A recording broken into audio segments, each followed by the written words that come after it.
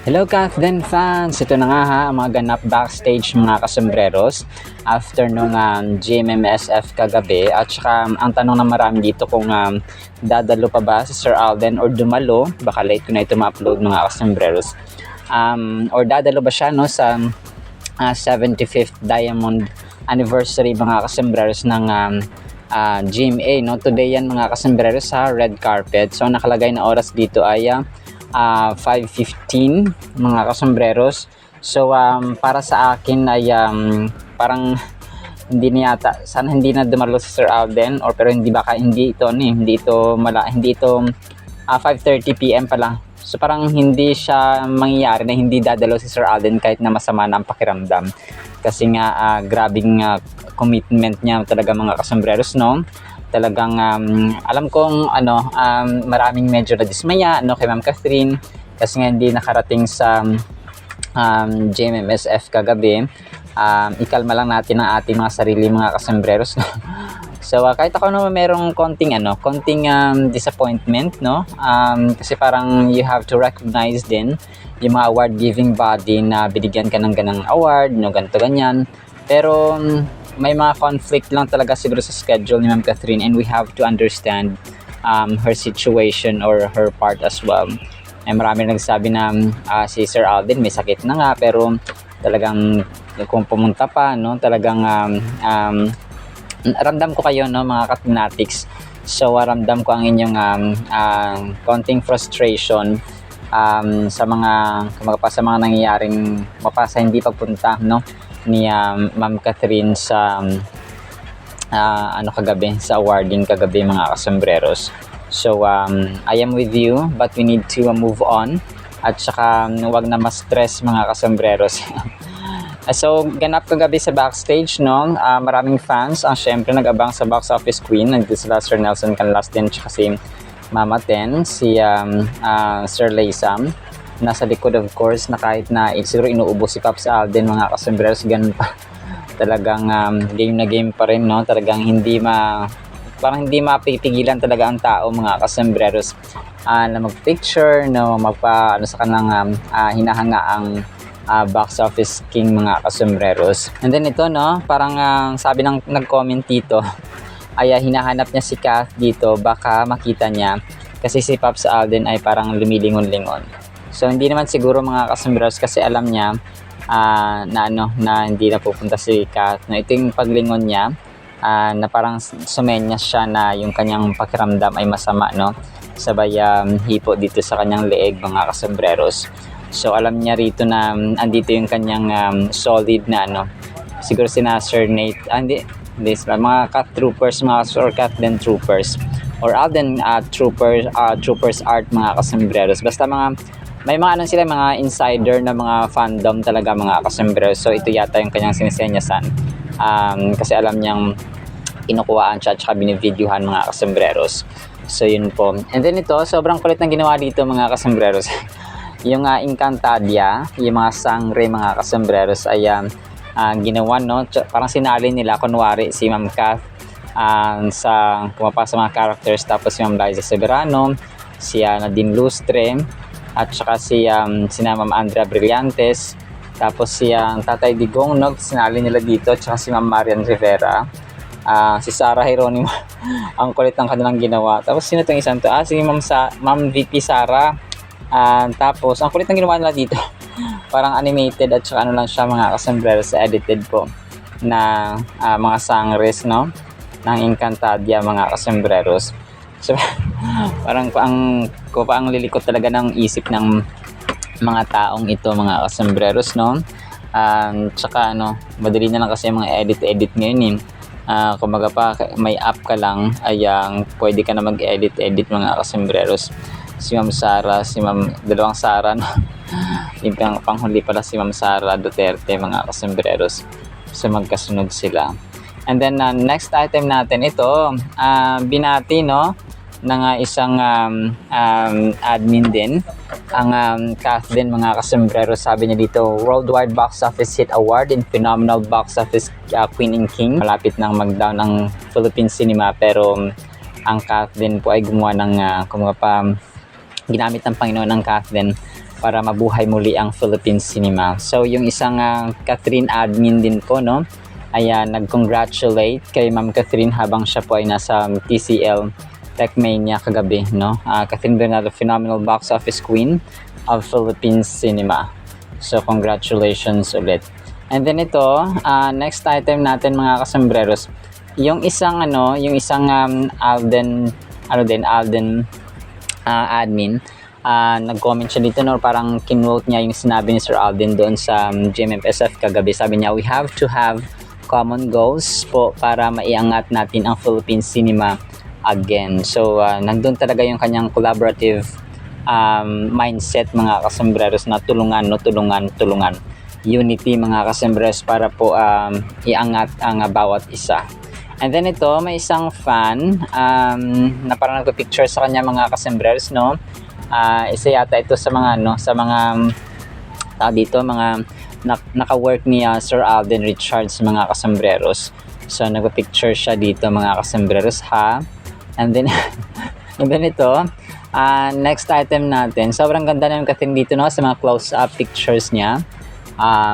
Kahit walang filter, kahit walang gaanong makeup, no, konting blush on lang, ay maganda na talaga si Ma'am Catherine mga kasambreros. At saka itong kanyang kinakain na burger at saka chicken. So baka yung chicken ay galing sa KFC or sa McDo ni Sir Alden. Di, joke lang po. So syempre sa KFC yan mga kasambreros.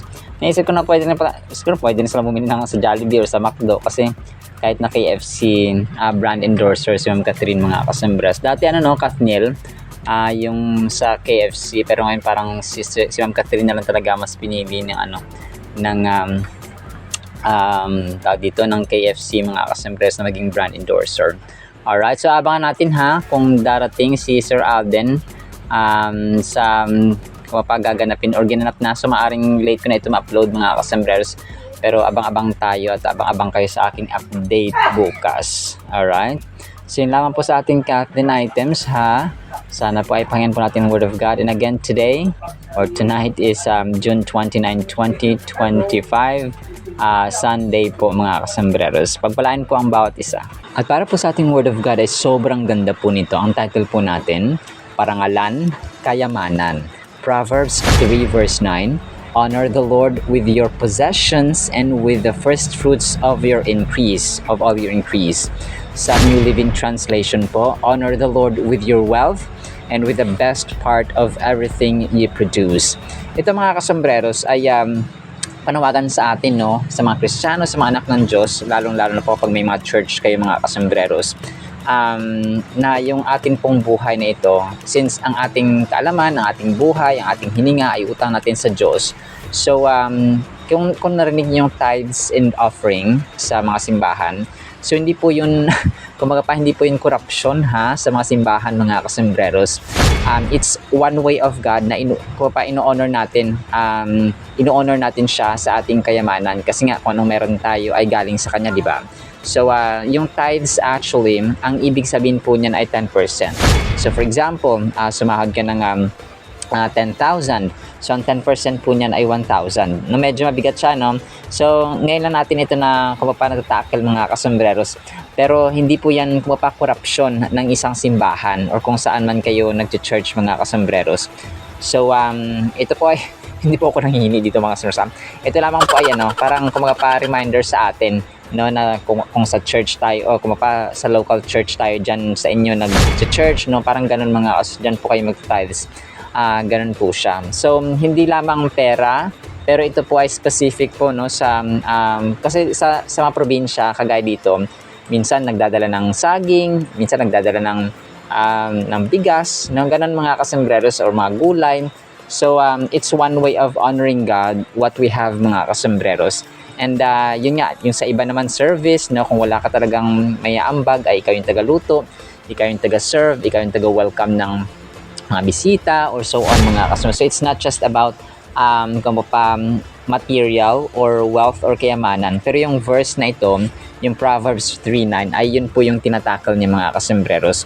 So yun, sabi dito, this is not just about giving money, it is about recognizing that all we have comes from God and that we should show gratitude by giving back to Him. So Kasi ang puso natin, kunwari, naalala niyo kumapa yung parable ni Jesus Christ na sa isang simbahan may mga nagbibigay, no? Yung mayaman talagang malaki yung kanilang binibigay, pero surplus lamang iyon ng kanilang kayamanan. Kumbaga pa sobra lang yun or labis sa kanilang kayamanan. Pero may isang widow doon, may isang balo na babae na parang sintavo lang yata ang binigay niya mga kasmeros, 2 denarii. So, yun.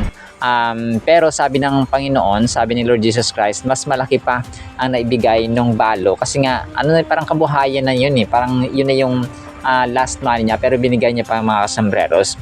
So, mas pinagpala pa yun kaysa dun sa mga mayaman na nagbigay mga kasambreros. So, it's one way of honoring. So, ang puso, no? Ang puso and then yung nagbibigay ka mga kasambreros, connected po yun sila. Kasi may mga taong nagbibigay pero napipilitan, may mga taong nagbibigay na kusang loob at saka bukal sa loob. Talagang hindi sila, wala silang hesitant, hindi sila hesitant mga kasambreros na nagbibigay. So, kunwari, farmer ka. So, kung ano yung produce mo, kung ano yung harvest mo, so yun siya mga kasambreros. Kunwari, may gulayan ka or meron kang palayan. So, yun po mga kasambreros. Kagaya ni Cain at saka ni Abel. Noon mga kasambreros na si Cain, sa kanya po ay yung sa farm, no? At saka si Abel naman ay yung sa nag-aalaga nga siya ng tupa, no? Shepherd siya. Kung kaya nag-offer sila sa Panginoon and yun po mga customers. And from that point and forward until now ay yung tithes and offering ay narinig po natin sa churches. By setting aside the first part of our income, we prioritize our relationship with God above our material possessions. It reminds us that God deserves our best, not just the leftovers. So ito, talagang subukan ng puso ito mga kasambreros kasi di ba talagang hirap ng buhay ngayon, talagang nagbibigay ka, parang dito napipilitan o kasi kailangan pa to sa tuition fee, for example, bayaran ng mga utang, bayaran ng tubig, kuryente, pagkain, and so on mga kasambreros. But it takes time, no, yung pagbibigay sa inyong mga churches dyan mga kasambreros. Honoring in this manner or honoring God in this manner also reflects our attitude toward wealth. Kasi may mga tao sa sobrang gahaman nila, akala nila yung kayamanan sa kanila na talaga yun mga kasambreros.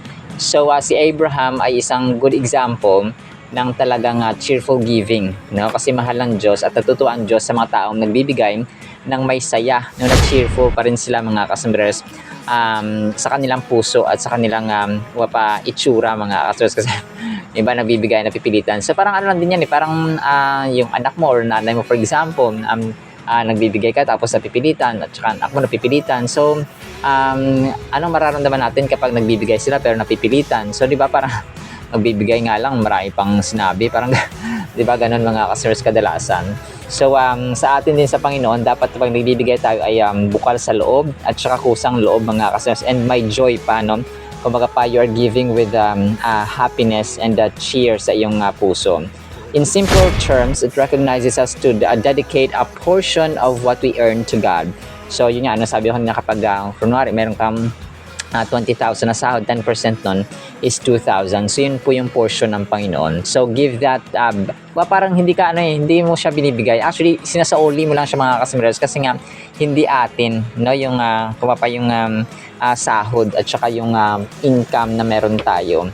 So talaga ako may talagang mga pastors, mga kasamahan dati sa church, maging ako mga kasambreros talagang yun po, no, parang lalo pa yung senior pastor talaga namin, talagang makita mo sa kanya na imbis na pastor siya, hindi siya, ayaw niyang bigyan siya, kundi siya gusto ang magbigay mga kasambreros. Although the church ay pinapasahuran siya, pero yung sahod na yun, kinukuha niya pa dun yung 10% tapos binibigay niya sa church. So kung kaya ngayon ay parang nag-develop na talaga yung church na yun mga kasambreros because guided by the Holy Spirit. So walang corruption talaga. So parang third floor na yata yun ngayon mga kasambreros by the grace of God. Sabi pa dito, rather than seeing our resources as solely for our benefit, we ought to view them as tools that can be used to glorify God. So yung sabi ko kanina, hindi lamang atin yung lahat. Income natin, benefits natin, yung mga produce natin, no, kapag tayo po ay nagtatanim. So hindi po atin lahat kasi kami dito nagpapasalamat kami bawat kain, nagpapasalamat kami mga kasambreros sa produce yung mga crops, mga kasambreros yung harvest. namin mga kasembreros sa Panginoon. Rather than, kasi yun, no, sabi pa dito, this mindset shift can transform how we feel about giving and serving others as we begin to see our possession as a means to reflect God's generosity. So, yung tamang mindset, parati natin sasabi na kapag tama yung paniniwala mo toward a thing, ay nagiging tama rin yung ating action. So, kung isipin natin na hindi talaga atin mga kasembreros, kahit nga atong buhay, di ba, hiram mga kasembreros, utang. Kung kaya, kapag tayo po ay may buhay, so gagamitin natin ito sa kakadakila at kaluluhati ng Panginoon. Kung pa, yung kasiyahan niya ba? So, mahal natin siya, mag-spend time sa kanyang mga susundin ng kanyang utos, and then, we love our families, no? Yung ating friends and the people around us. So, yun po siya mga kasembreros. Kasi nga, di ba, yung greatest commandments ay love the Lord your God with all your heart, mind, soul, and strength, and then love your neighbor as you love yourself. So, yung nakasummarize na version mga kasembreros na utos ay yun na po yun mga kasembreros, by giving, by helping, by understanding, by taking care of everyone around us mga kasembreros. The emphasis here prompts us to consider our prioritization in giving. So first fruits mga kasembreros, hindi yung tira-tira. So isa pang lesson talaga na sobrang mahalaga dito ay yung yung level ba? Okay? Level 1 dapat si Lord. So level 2. So hindi yung tira-tira na kapag nakuha mo yung sahod, for example, ay hindi yung tira-tira yung ibibigay mo sa Panginoon, kundi yung pinakauna, ilalaan mo na talaga sa kanya mga kasembreros. Talagang isa-solve mo siya or ika-calculate nyo. So, ganun po siya mga kasembreros. So, another lesson is rooted in the concept of gratitude. So, Proverbs 3:9 reminds us that everything we have is a gift from God. So, gratitude. Kasi giving back lang talaga ito mga kasembreros, itong tithes and offerings natin. Kung wala kang pang tithes, kasi hindi nga yan pinipilit mga kasembreros, offering, no? Po pwedeng offering. Let's say, hindi talaga kaya ng budget mo. Kung ano lang yung bukal sa puso mo. Let's say, sa 10,000. Tapos so kung kaya mo lang talaga isa 100 or 50 or kung magkano man dyan. So kung ano lang yung kabukalan sa puso mo. Iba kasi yung tithes, 10% yon ng yung income. And then yung offering naman, yun lang kaya mong gawin mga kasembreros. Kaya mong ibigay out of your generosity or out of the kindness of your heart mga kasembreros. So yun po siya. So in short, wala pong sapilitan. Okay? Kung hindi kaya ng yung budget, then that's fine. No? Kung ano yung mapabukal sa loob mo na conscience mo na kayang ibigay, ay yun po siya mga kasembreros. Alright? So baka sabihin nyo talagang pera-pera na tayo dito. So hindi po mga kasembreros. It's just a matter of at saka hindi ko lang pinipilit ang nagbibigay dito. It's just a topic mga kasembreros na niremind tayo sa Panginoon. So kung anumang church meron kayo dyan sa inyong local church, no, dyan po kayo offering mga kasembreros or mag-tithes. Hindi po dito sa ating kasemblerong channel. Baka sabihin nyo pera-pera lang dito. So hindi po mga kasembreros. Alright? So yun lamang po in the meantime ha. Nawa po ay pagpalain po tayo ng pag-ibig, pananampalataya at pag-asa and a cheerful heart from God. In Jesus' name we pray. Amen and amen. See you sa next segment mga kasembreros. Paalam po. I love you all.